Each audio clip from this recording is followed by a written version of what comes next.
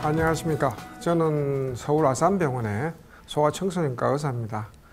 사실 오늘 제가 여기에 나온 거는 제가 호흡기 전문 의사이기도 하고 그 다음에 가습기 살균제 문제랑 관련되어 있는 의사 중에 한 명이기 때문에 아마 여기 나와서 여러분들하고 이런 얘기를 할 수 있는 기회가 생긴 것 같습니다.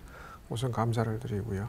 이 얘기를 시작하기 전에 제 뒤에 보이는 저 숫자 한번 보시고 저게 무슨 의미일지 혹시 이게 뭐란지 알겠다 내지는 저건 뭐야 라고 생각하시는 분 있으시면 말씀해 주시면 좋겠습니다. 299 플러스 5 과연 뭘까요? 최근에 우리 주변에서 있었던 사건 중에 하나가 관련되어 있는 겁니다. 세월호 사건에서 299명이 사망하고 5명이 지금 미수습자로 남아있다는 그 숫자입니다. 여러분들 그 밑에 숫자가 또 두 개가 더 나옵니다. 한번 봐주십시오. 298 플러스 147, 117 플러스 17. 이건 뭐 난수표 같습니다. 제가 겪고 있는 사건, 아마 많은 우리 국민들이 알고 있는, 그렇지만 저는 숫자를 실질적으로 본 적이 없을 겁니다. 1, 2, 3등급, 가습기 살균제에서 우리가 1, 2, 3등급까지 피해자, 내지는 1, 2등급까지 피해자, 많은 정의들이 있지만 어쨌든 저희들이 관련성이 있다라고 얘기하는 거, 관련성을 배제할 수 없다라고까지 할 때 우리가 3등급까지를 포함합니다. 그때 3등급 피해자가 445명, 1, 2, 3등급. 그 중에서 사망자가 134명입니다. 제가 이 사건을 처음 접했을 때 봤던 환자 사진입니다. 사실은 저 사진을 보고서는 제가 이 환자들이 이렇게까지 진행하고 있는 환자들일 거라고는 생각을 사실은 못했습니다. 근데 저 환자가 제가 초기에 봤던 2006년도에 처음 봤던 환자 중에 한 명입니다. 여러분들 뭐 의학적으로 정확하게 잘 아시지 못하겠지만 전체의 폐가 전부 다 허옇게 변해 있습니다. 저런 환자를 처음에 만났을 때 간질성 폐렴이야. 소아에서 생길 수 있지. 그래. 뭐 저 정도면 우리 저 할만하지. 라고 생각을 합니다. 저런 환자를 많이 봐왔기 때문에 저 정도면 뭐 한번 해볼 만하지. 이제 그렇게 해서 시작을 합니다. 근데 이제 이 환자들에서 문제를 느끼기 시작한 거는 사실은 저기서 시작된 게 아니고요. 저 환자들이 2달, 3달 동안을 병실에 누워있고 중환자실에서 누워있고 인공호흡기 치료를 하는데 아무런 치료를 해도 반응이 없이 계속 마지막 코스대로 그냥 가는 거예요. 어느 날 갑자기 회진을 내려가는데 보니까 환자들이 전부 다 인공호흡기는 맥시멈까지 올라가 있고 어떠한 치료에도 반응하지 않고 그 다음에는 공기를 아무리 밀어넣어줘도 인공호흡기라는 건 기계적으로 이렇게 짜 넣는 겁니다. 숨 쉴 수 없을 때 숨을 짜 넣는 건데 환자들이 거기에 기계적으로 밀어넣을 수 없을 정도로 크게 심하게 아주 저항이 생기는 현상을 보게 됩니다. 근데 아까 말씀드렸잖아요. 저런 관절성 폐렴 환자를 한두 명 봤을 때 저 정도.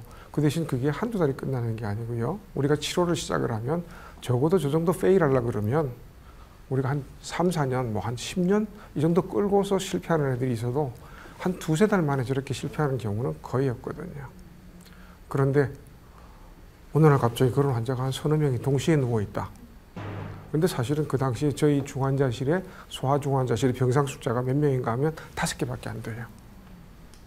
이게 다 그렇게 누워 있는 거죠. 어느 날 그럼 굉장히 머리에 와닿죠.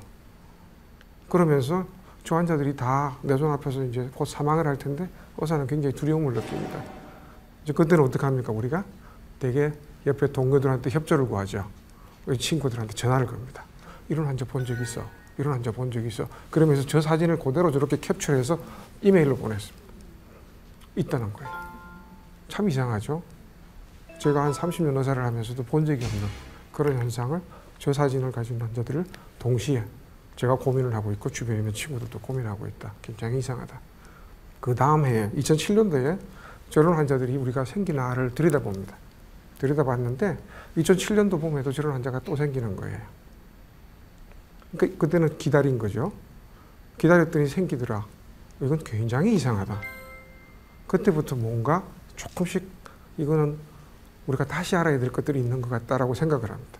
그래서 그쪽에 그 당시에 중환자실을 보는 소아과 의사들이 몇 명이 같이 모입니다. 모여서 아침에 조찬회의를 하면서 자, 이번에는 올해는 처음부터 어떻게 생기는지를 한번 보자. 몇 명이나 모이나. 그러면서 동시에 우리 학회의 전 동료들한테 다 뿌려가지고 전국적으로 뿌려서 전국에 이때까지 이런 경우를 몇 명이나 겪어봤는지 2006년부터 2008년까지 한번 조사해보자. 그랬더니 저런 결과가 나옵니다.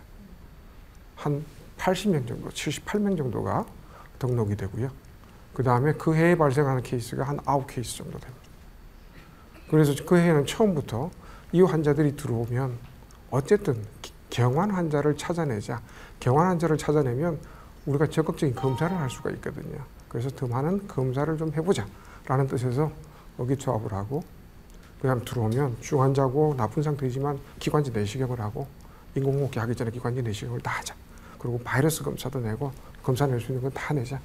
그렇게 해서 아주 적극적으로 합니다. 그 다음에 이런 환자들 보면 폐조직 검사를 할 수 있으면 시도를 해보자 라고 약속을 합니다. 근데 조직 검사를 하고 나서 저희들이 하나하나 생길 때마다 리뷰를 다 하면서 느꼈던 거는 이게 진행이 되면 될수록 시간이 지나면 지날수록 모든 폐가 다 손상을 받아서 어디서 시작됐는지 어떤 현상이 있는지를 모르고 폐 손상이 심각하다라는 답밖에 안 나오는 거예요. 이런 환자 비슷한 환자라도 보이면 무조건 우리한테 보내주세요. 초기 환자들을 붙잡아서 조직 검사를 하자라고 약속을 하고 그렇게 진행을 합니다. 그러면서 하나씩 모으다 보니까 한 15명 정도를 조직 검사를 했어요. 그 중에서 한 서너 개 정도가 아주 초창기의 환자를 만나게 됩니다.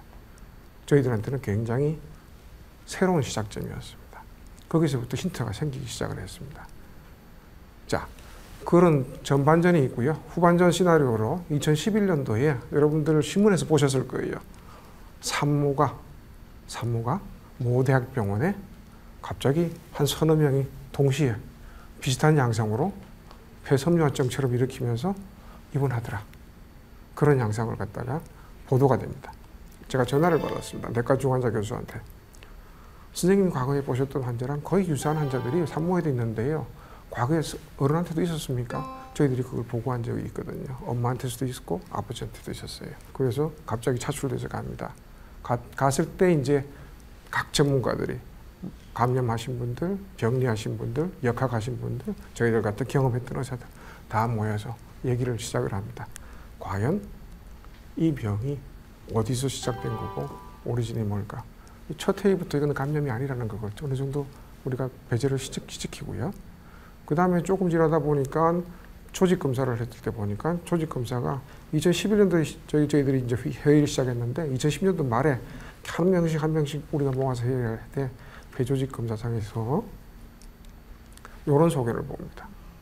오른쪽에 있는 사진에서 보면 폐를 전체를 봤을 때 아주 덤성덤성하게 염증 반응이 생기는 걸 봅니다.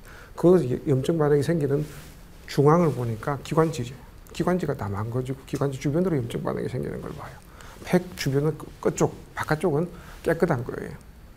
그러면 기관지를 통한 뭔가 손상을 주고 있다. 라는 얘기를 이제 그때 그 이전에 저희들이 했었고 그 회의에서 얘기가 나오기 시작하니까 이제 또 다른 분 한 분이 우리 환자가 가습기 살균제 많이 썼다는데 이제 그 얘기가 툭 튀어나온 거죠. 그래서 저희들이 2월 달에 그런 모임을 할 때 상당히 이제 범위가 좁혀집니다. 그래서 질병관리본부에서 2월 달부터 발주를 시작해서 4월부터 시작을 해서 6월 달에 스터디가 끝납니다. 2달 만에 딱 한 번만 계획해가지고 한 20명을 조사해서. 그래서 나온 결과가 여기서 중간 발표를 합니다. 8월 달에. 이 원인이 가습기 살균제인 것 같다. 그거를 저희들이 여기 나오는 논문에 발표를 합니다. 저희들 내과 의사하고 예방학 교수팀에서 했던 한 47배 정도의 위험성이 있더라. 근데 사실 저거는 관련성이 있을 가능성이 있다라는 걸 밝히는 겁니다. 그러면 저희들이 고민을 했습니다. 어떻게 하면 저게 사람에서 다시 줄 수는 없으니까 사람에서 저게 원인이라는 걸 밝힐까? 라고 생각하는 방법이 그러면 가습기 살균제를 안 쓰게 하고 그 이후에 더 이상 발생하지 않는다라는 걸 보여주면 이게 직접적인 인과관계라는 걸 보여줄 수 있지 않겠느냐, 사람에서. 그나마 그렇게 생각을 했습니다. 그래서 2011년 8월에 발표를 하고 2011년 11월에 동물 실험을 갖다가 아주 급조해서 합니다. 정말 이렇게 생기는가를 갖다가 보자. 그랬더니 동물 실험을 했더니 저런 반응 비슷한 게 생기더라. 그래서 11월부터 가습기 살균제를 6종을 수거를 합니다. 왜 그랬냐면 11월부터 이제 쓰기 시작할 때거든요. 그래서 올해 더 이상은 생기는 거 무조건 막아야 된다. 막기 위해서는 어쨌든 스톱시켜야 된다. 근데 스톱시키는 게 쉽지가 않더라고요. 스톱시키려고 그랬더니 근거를 가져와라. 그래서 저런 데이터를 모아서 11월부터 스톱시킵니다. 그때부터 2년 동안 지켜봤는데 그 이후에 한 명도 안 생기는 거예요. 그러면 그 지켜보는 시스템이 전국적으로 똑같이 다 서베이를 하는 거냐? 똑같은 시스템이었어요. 지켜봅니다. 지켜봤더니 안 생기더라는 거죠. 저희들이 그걸 갖다가 외국 국제 학회지에 씹습니다. 그래서 지금은 가습기 살균제가 충분히 저런 병을 일으킬 수 있다라고 이제 인정이 되는 거죠. 그런 과정을 거쳐왔었습니다. 그래서 전반전에 저희들이 가지고 있던 폐손상의 역사는 거기서 끝나고요. 그 다음에 2011년 이후에 다시 재정비를 해서 그러면 일반인들한테 어떤 정도로 퍼져 있고 실제로 그 피해자들이 어느 정도 되는가를 알아보고 그에 대한 인정을 갖다가 결정하자 그래서 2013년도부터 보건복지부, 2014년도부터 환경부, 그래서 지금 그 작업을 3차 조사까지 2017년 말까지 완료를 하고요. 2017년 초에 4차 조사가 시작됩니다. 지금까지 3차 조사에 한 1000명 정도가 신청을 했고요. 그 숫자가 아까 말했던 450명 정도가 지금 판정을 받은 겁니다. PSKC 연구라는 거 2015년도 연구 데이터를 보면 저희들 데이터에 보면 31.83% 정도가 씁니다. 전 인구의 3분의 1이 쓴 거죠. 그러면 애기들 썼으면 가족들 다 썼을 거예요. 특히 우리 가습기 살균제 소아애들 피해자애들의 평균 연령이 30개월입니다. 왜 30개월인가 생각을 해보면 둘째를 가질 때가 되는 텀입니다. 그때 엄마들이 같이 들이마신 거죠. 그래서 2011년도에 산모 문제가 발생하는 겁니다. 우리가 한 해 50만 명 나요? 30%면 15만 명. 2006년부터 2011년까지 5년 동안 그걸 계산하면 75만 명. 근데 사실은 제가 이 환자들을 2006년도에라고 생각하면서 당시부터 이제 연구를 해왔지만 과거에 돌아가가지고 내가 본 환자 중에 이런 환자가 없을 걸 다시 한번 본 적이 있어요. 10년 동안. 그랬더니 2001년도부터 있더라고요. 그래서 보호자한테 전화해서 신고하십시오라고 전화까지 제가 드렸는데 그러면 10년이에요? 그럼 150만 명이 노출됐다는 거죠. 그럼 150만 명 중에서 지금 500명만 저 가습기 살균제 피해자일까? 굉장히 어려운 문제입니다. 자, 근데 피해자분들이 그러세요. 나는 폐 말고도 다른 것도 너무 많이 아프다. 여기 나와 있듯이 눈, 피부, 비염, 난 정말 많이 불편하다.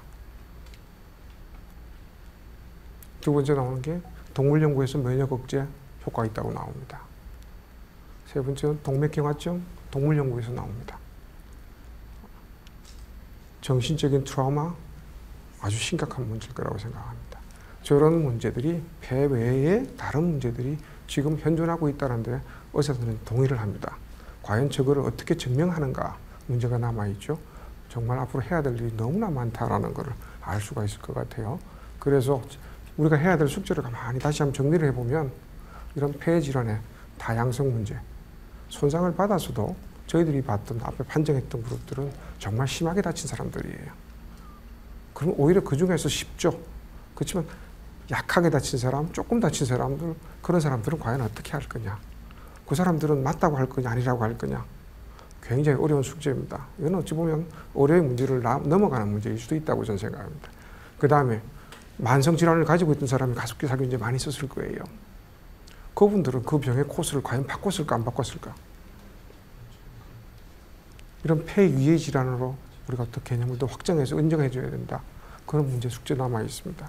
등급 판정의 문제에서도 1등급, 2등급, 3등급, 4등급의 의미가 과연 뭔가.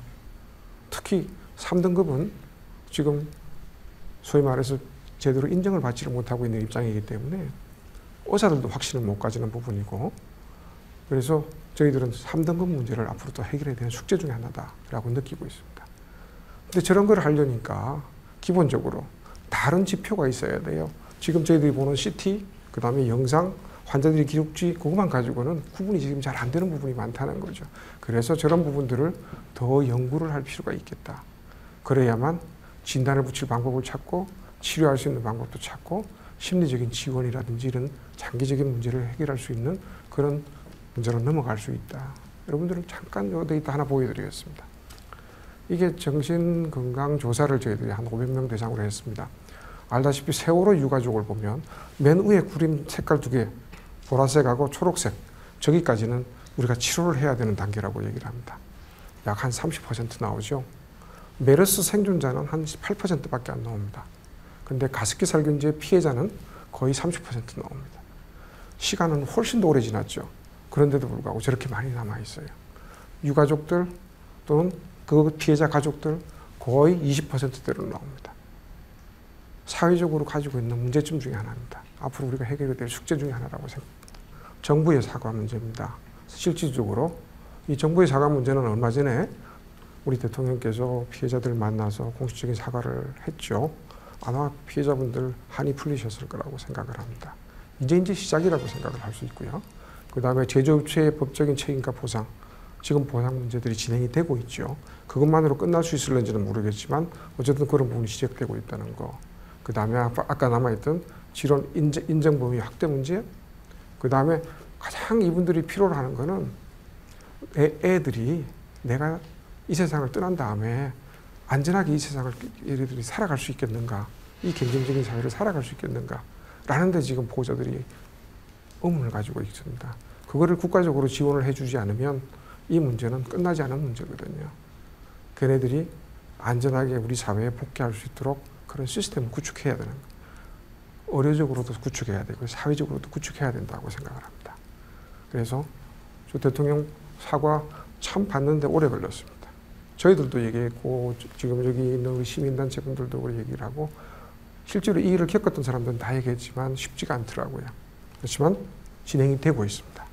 그래서 자, 거의 정리를 하겠습니다. 왜 이렇게 됐을까? 어떻게 해결할까? 처음부터 제가 늘상 강의 때마다 갖고 다니는 슬라이드 중에 하나입니다. 이 일을 맡았을 때 다른 팀들이 다 그렇게 합니다. 이거는 아주 조그마한 문제야. 일부야. 가족적인 문제, 개인적인 문제라고 합니다. 근데 제가 볼 때는 그렇지 않습니다. 이건 국가 전체의 문제고 우리 사회가 안아야 될 문제라고 생각합니다. 그 다음에 이제 정부가 기본적으로 내세웠던 자세는 구상권의 문제입니다. 돈을 돌려받을 수 있는 사람들한테만 책임을 지는 겁니다. 근데 이거는 그런 문제가 아니죠. 국가에서 더 지원을 해야 되는 문제라고 생각을 하고, 규모가 과거에는 조그만 빙산의 일각 정도인지 알았는데 그렇지 않죠. 빙산의 아래쪽에 있는 물 밑에 있는 그 빙산의 크기를 다 봐야 된다는 거예요. 이게 저희 의사들도 모릅니다. 이 문제 아직도 저보고 왜 천착해 있냐, 왜 붙어 있냐, 다 끝난 문제인데 저는 그렇게 생각 안 합니다. 앞으로 해결해야 될 문제가 너무나 많은 문제가 남아있는 숙제라고 생각합니다. 이런 의료적인 법적인 보호장치를 제공해야 되고 사회 복귀를 안전하게 할 수 있는 그런 종합적인 통합적인 지원할 수 있는 시스템을 구축하는 게 우리가 앞으로 해내야 될 숙제라고 생각을 합니다. 이 일을 해결하기 위해서 2015년도 4월 달에 아산병원에 환경보건센터라는 게 만들어집니다. 근데 이거 관련된 모든 걸 다 해결하라고 지금 그렇게 이제 나옵니다. 근데 저희들이 할 수 있는 게 쉬운 일은 아니더라고요. 그렇지만 과거에 제가 혼자 하던 일들을 저희들 팀으로 할 수 있는 일들 기회가 생겼기 때문에 조금이나마 체계를 갖춰서 지금 진행을 하고 있습니다. 그런데 여러분들 한번 맞춰보십시오. 제가 이 환경보건센터를 갖다가 우리 병원에다가 설립을 하고 싶습니다 라고 했을 때 저희 병원 관계자들이 저한테 했던 얘기입니다. 1번, 2번, 3번, 4번. 어느 거일 것 같습니까? 4번이요. 네. 근데 제가 처음 들었던 답은 3번입니다, 사실은. 굉장히 점잖게 얘기하죠. 의사들 사회에서도 굉장히 점잖게 얘기를 합니다. 근데 저 정도 되면 저건 4번 이상의 의미라는 걸 제가 알아들었어야 되는데 제가 못 알아들은 거죠. 그래서 다시 또 한번 반려된 걸 다시 가져갑니다. 그랬더니 두 번째는 4번이 답이 나오더라고요. 근데 그걸 갖다가 이제 저희 병원장이 그걸 캐치합니다. 아, 저거는 우리 사회에서도 필요한 문제야. 그래서 병원 관계자들이 반대를 무릅쓰고 진행을 해보자. 그렇게 해서 시작이 됩니다. 근데 제가 이거를 갖다 저희 병원 관계자를 힐뜯기 위해서 한 얘기가 아니고요. 똑같은 문제를 보는데도 이 의사들 사회 내에서도 이런 다양한 시각을 가지고 있다는 걸 갖다가 제가 그때 느꼈습니다. 근데 우리 사회에서 하물며 살아가는 모습이 다 다른데, 이해관계가 다 다른데 정말 저 문제를 우리가 같은 시각으로 봐줄까? 피해자들의 시각으로 봐줄까? 그렇지 않을 거라고 저는 생각이 드는 거죠. 그런 마음을 저희들이 바꾸지 않으면 이 문제는 영원히 끝나지 않는 싸움으로 갈 겁니다. 여러분들이 도와주시면 가능하지 않겠나라고 생각을 합니다. 제가 오늘 드릴 마지막 슬라이드입니다. 이 문제는 절대 한 척의 배만 가지고 운영될 수가 없고 해결될 수가 없습니다. 저는 이 문제에 아주 많은 전문가들이 필요하다고 생각합니다. 의학적인 전문가, 정신심리적인 전문가, 이런 부분을 떠나서 사회적인 전문가, NGO 단체까지 뭐 다양하게. 근데 제가 그 일을 다 할 수는 없고요. 저는 제가 맡은 분야에서 정말 시간이 허락하고 제가 가진 지식이 허락한다면 그분들한테 조금이나마 의학적인 부분에서 진료가 내지 지원해서 도움이 될 수 있는 그런 일들을 할 수 있는 기회를 더 가졌으면 한다는 게 제 바람입니다. 고맙습니다.